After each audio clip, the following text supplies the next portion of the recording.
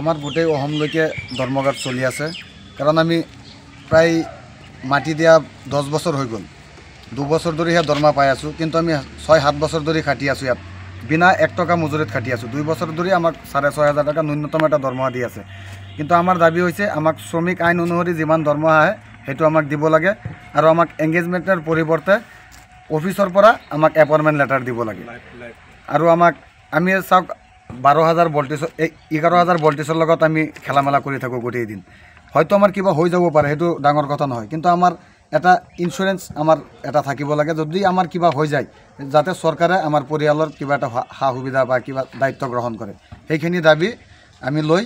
অনিৰ্দিষ্ট কাললৈকে আমি ধৰ্মঘট অৱস্থান কৰিছোঁ যেতিয়ালৈকে আমাৰ দাবী পূৰণ নহয় তেতিয়ালৈকে আমি ধৰ্মঘট অৱস্থান কৰি চাওক আজি মই 10 বছৰ ধৰি মাটি দিলোঁ মাটি দিয়াৰ বিনিময়ত মোক এটা জলমিত্ৰ পদ দিছে কিন্তু জলমিত্ৰ পদ আজি 2 বছৰ ধৰি মই মাত্ৰ 6,500 টকা পাই আছোঁ এতিয়া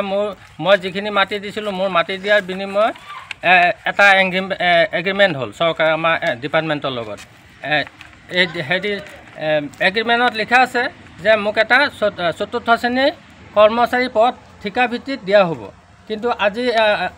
ঠিকা ভিত্তিত মানে কি 6,500 টকা নেকি 6,500 টকাত চৰকাৰ এটা পৰিয়াল চলিব পাৰে নেকি আৰু মই ইমান দামৰ মাটি দিলোঁ যদি চৰকাৰ আমাক পইচা বেছিকৈ দিব নোৱাৰে তেতিয়াহ'লে আমাক মাটিখিনি ঘূৰাই দিয়ক আমাৰ মাটিখিনি ঘূৰাই দিয়ক আমি যি কৰোঁ সেইটো কৰিম আৰু চৰকাৰে যদি নোৱাৰে দিবলৈ পইচা বেছিকৈ দিবলৈ কাৰণ আমাৰ এগ্ৰিমেণ্ট আছে আমাৰ দাবী যিকেইটা আছে ন্যায্য দাবীকেইটা পূৰণ কৰক ধৰ্মঘট অনিৰ্দিষ্টকাল চলিব আমি এমাহো কৰিব পাৰোঁ 1.5 মাহো কৰিব পাৰোঁ চৰকাৰে যেতিয়ালৈকে আমাক তাৰমানে আমাৰ আস্থা নিদিয়ে যে আমাৰ ইমানলৈকে আমাৰ দৰমহা বৃদ্ধি কৰিব আৰু চৰকাৰীভাৱে আমাৰ যাতে এটা এপাৰ্টমেণ্ট এটা দিয়ে যিহেতু আমাৰ আজি চৰকাৰে ধৰক ইমান বছৰ ধৰি আমাক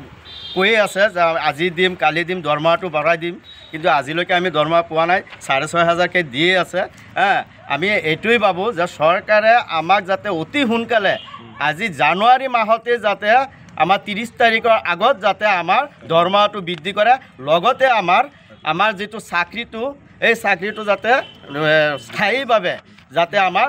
নিযুক্তি দিয়ে আমাৰ সেইখিনি দাবী আৰু চৰকাৰৰ আৰু এটা দাবী কৰিছোঁ আমাৰ 6,500 টকা যিটো দৰমহা দিছে এই দৰমহাটোতো কোনোবাই চলিব নোৱাৰে যিহেতু এটা আমাৰ দিন হাজিৰা কৰিলেও 500 টকা 600 টকা হাজিৰা পায় কিন্তু আমি সেইটোও পোৱা নাই আমাক অতি সোনকালে আমাৰ ব্যৱস্থাটো কৰক ল'ৰা ছোৱালীক পোহপাল কৰিবৰ কাৰণে আমাৰ সুবিধাটো কৰি দিয়ক চৰকাৰক দাবী কৰি